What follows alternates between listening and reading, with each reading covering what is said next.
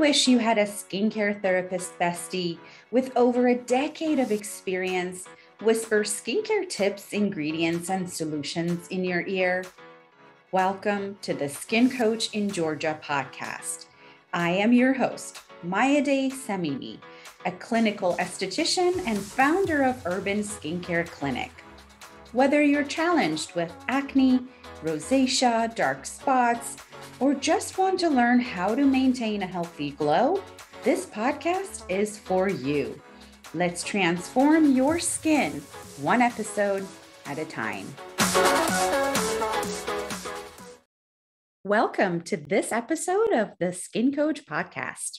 This episode is brought to you by Urban Skincare Clinic.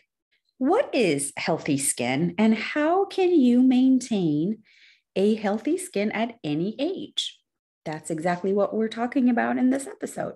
With the age of social media and the internet, we oftentimes are under the impression that healthy skin must be perfect skin, which is quite the opposite of the truth. Keeping the outermost layer of your skin healthy is crucial to maintaining the overall health of your skin. So healthy skin has to do a lot with your barrier function. Your skin provides a barrier to protect the body from bacteria and other possible environmental hazards that can harm your health. Your skin plays many roles in protecting you. It controls nerve endings that will alert you when an object is too hot or cold or sharp.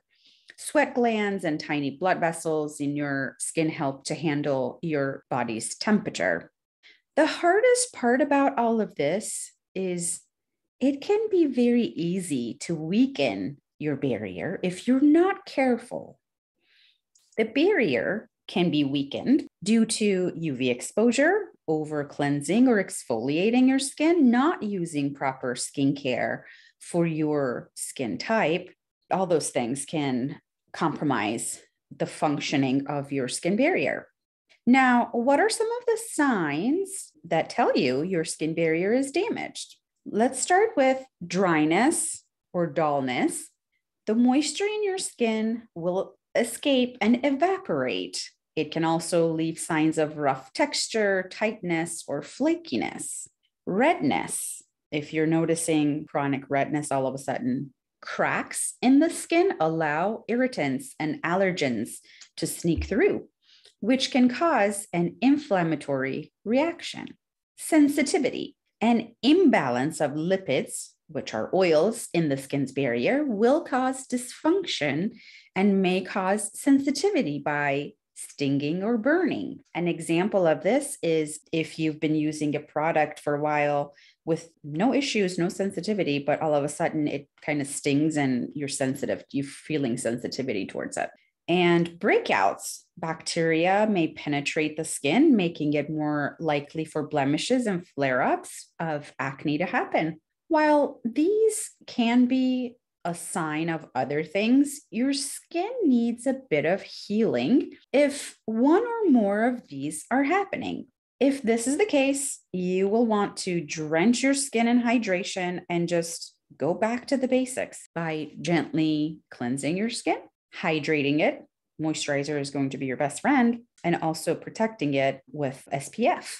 Definitely no friction, no exfoliation, no active ingredients, just basics.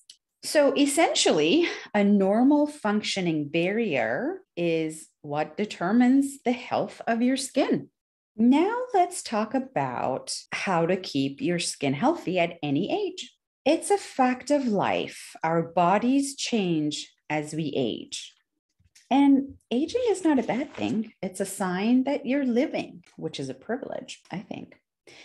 The aging process is inevitable, but there are some preventative measures you can add to your lifestyle, to your skincare routine to boost your skin health throughout your life. Let's talk about your skin care in your 20s. Collagen production. When you're in your 20s, wrinkles might be the furthest thing from your mind, but your skin is changing, even if it's not noticeable yet. Collagen production. One of the main telltale signs of aging. Collagen production decreases by 1% each year, beginning in your 20s, which contributes to fine lines, wrinkles, and sagging. Do you want to know how you can slow down this process? Using sun protection. So by using SPF on a daily basis, you can avoid speeding up collagen loss. So protecting your skin against the sun is your number one defense against extrinsic aging. Sunscreen is very important for everyone. As we know, UV exposure can contribute to collagen breakdown. And it isn't too early to adopt this great daily habit. It's never too early. You can start with babies. Acne. Another thing I see happening in my clients who are in their 20s. Acne is something thought of as a teenage problem, but it can continue into the 20s and beyond. A 2017 study of women ages 22 to 24 suggested that increased stress increases the severity of acne. Acne is very complex. And I am planning on covering all things acne in a future episode. So stay tuned for that. Sleep. Inadequate sleep will deprive your body of its regenerative cycle. So beauty sleep is a thing. All right, moving on to the next decade, skin care in your 30s. Fine lines are often an early sign of sun damage. A 2013 study of nearly 300 women aged 30 to 78 suggested that UV exposure seems to be responsible for 80% of noticeable symptoms of aging in the skin on the face. Overexposure to the sun during your teens and 20s can contribute to the formation of wrinkles, dark spots, and increase the likelihood of developing skin cancer later on. What else happens in your 30s? Volume, collagen, exfoliation. You may notice a loss of volume around the cheeks and eye area because of collagen loss. This is the time to ramp up your skincare routine. Exfoliants remove dead skin cells and keep the skin glowing. Two key factors in keeping your skin just healthy and glowing: exfoliation and hydration. Okay, what else? What other ingredient is beneficial for your skin all the time, but especially starting if you haven't already in your 30s? Vitamin C. A 2017 study suggested topical use of vitamin C has anti-aging benefits, including the ability to increase collagen synthesis. Now, vitamin C is a powerful antioxidant, which fights free radical damage that we're exposed to on a daily basis, just living in society, being exposed to sun, smoke, smog, pollution. Vitamin C also helps with evening your skin tone. If you're concerned with slight discoloration, blotchiness, vitamin C is a great ingredient to incorporate into your routine. And once again, sleep routine. Maintaining a good sleep routine or starting one if you haven't done so in your 20s also is important to help your skin repair itself. As we sleep, our whole body, our skin included, regenerates and recycles and repairs itself. All right, we are moving on to the next decade. Skin care in your 40s. I see most often my clients are concerned with loss of elasticity and wrinkles as they hit their 40s. It's important to note there's a science behind these concerns. The skin's supportive tissue has 3 building blocks: collagen, elastin, and hyaluronic acid. Our body naturally produces these ingredients. The body produces less of them as time goes on, reducing your skin's elasticity. It may be particularly noticeable on the face, neck, and the back of your hands. So women show their age on those areas, really. That's why you want to include those areas in your skincare routine, not just the face. Include the neck, the chest, the back of the hands. Sun damage. Sun damage could begin to show in the 40s if it didn't happen in your 30s. Hyperpigmentation can become more prominent during this decade, largely due to accumulated sun damage over time. Let's talk a little bit about cell turnover.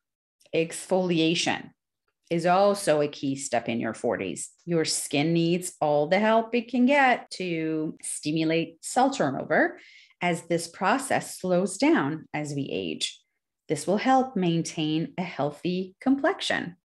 Now let's talk about some lifestyle changes. As you get older, your metabolism slows down and your body retains less water. You want to make sure you stay hydrated and minimize your alcohol and caffeine intake as they just dehydrate your body, including your skin. Okay, we're moving on to the next decade. Skincare in your 50s. Your skin concerns are likely to shift as you enter your 50s. Skin texture specifically. As we age, there's a decrease in the amount of hyaluronic acid because of slowed production and increased breakdown of our natural hyaluronic acid. This can lead to dry skin and loss of moisture. Now, what is hyaluronic acid? I know we hear it all the time on TV from estheticians, dermatologists. So hyaluronic acid is a binding agent. It's able to hold 1,000 times its weight in water. And the key with using a hyaluronic acid is to seal it in. So I believe the most pure form of it, the best form of it to use is in a form of a serum, not in a moisturizer or your foundation. I know a lot of cosmetic companies are claiming they include hyaluronic acid in their products, but using a hyaluronic acid serum and sealing it in with a layer of moisturizer over it.